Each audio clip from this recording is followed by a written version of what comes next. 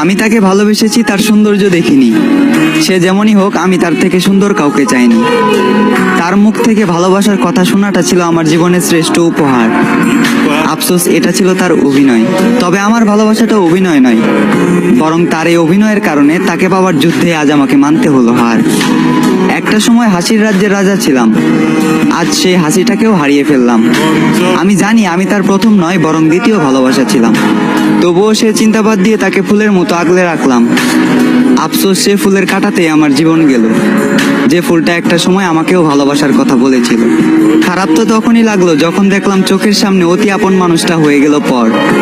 চোখ দিয়ে ঝরলো বৃষ্টি, বুক দিয়ে বয়ে গেল কালবৈশাখী ঝড়।